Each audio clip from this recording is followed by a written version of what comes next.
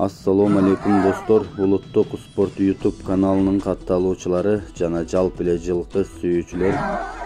Dostlar, bugün men sizler менен кыргыз жылкысы жана кара байыр тууралуу ой бөлүшкүм келип турат. Кимде кандай маалымат болсо, ой пикирлер болсо, толуктоо иретинде комментарийге калтырып кетсеңиздер жакшы болот. Бүгүнкү күндө достор, кара байыр деп Орта Азиянын аймагын дүңгүрөтүп аткан Кыргызстандын аттары экени талашсыз. Ошол эле учурда урматтуу кыргыздын мырзалары биз кара байыр деп атап атактуу аттарыбызды сатып атабыз. Чоң сорунга жеткенде кара байыр деп айтып атабыз. Мына ушинтип биз өзүбүз билип билбеген абалда өзбек элинин патенттеп алган жылкы тукумуна биз өтө чоң кызмат кылып атабыз. Мен ушул видео аркылуу да кайрылып кетет элем. Мындан башта да видеолорумда айтып өткөнмүн, чыгарылыштарымда.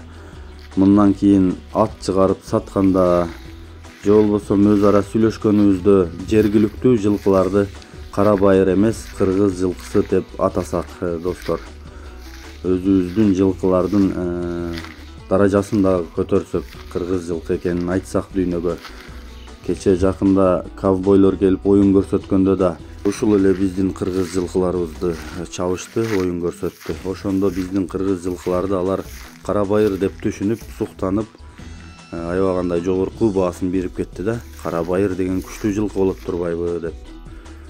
Чынына келгенде Орта Азиянын аймагына тараган эң күчтүү аттар мына ушул кыргыз жергесинен кетет.